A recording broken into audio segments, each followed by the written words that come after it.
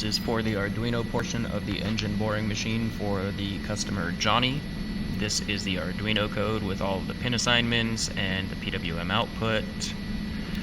When we take a look at our system using the Arduino, we simply press this button. The stepper motor rotates by the set amount, giving us about 10 rotations. To drop the engine boring machine the full distance required, then automatically reverses direction and starts to travel the other way, lifting the cutting head out of the engine cylinder. If we press that button again, the operation is repeated, so the requirement is fulfilled where the operator simply has to press the start button and the cutting operation commences automatically using the Arduino and the H-bridge driver system.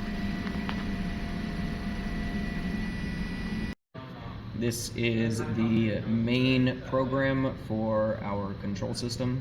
If we click play, it will bring up our HMI screen. We can see that we have the options to enable system, disable system, input the distance between cylinders, the number of cylinders, home the system, begin and stop the operation.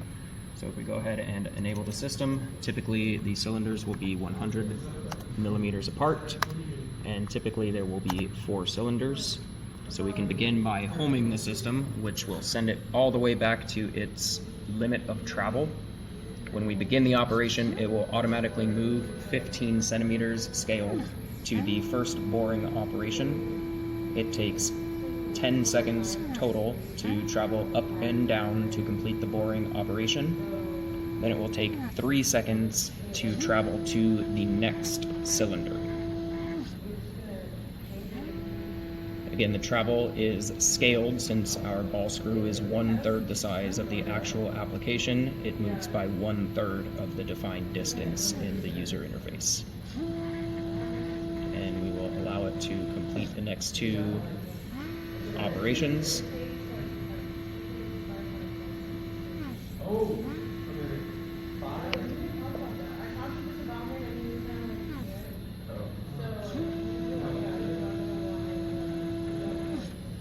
And we will see that at the end of the final boring operation, the system will return back to its home position at the furthest limit of travel, signifying that all cutting operations are complete. Now, to demonstrate what happens when the system travels further than the possible limit of travel, we'll set it a ridiculously high value for our cylinder spacing. The system will once again travel to that 15 centimeter scaled position, complete the first boring operation, and then travel to its most extreme limit and stop dead.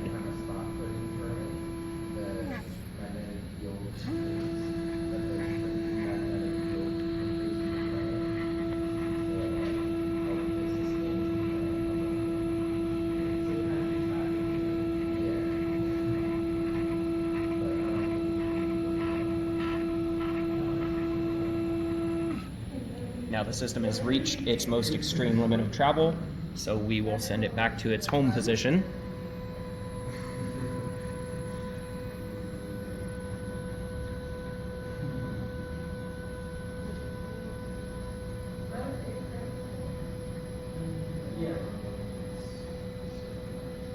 And lastly, we will demonstrate what happens when the system is in an emergency stop condition.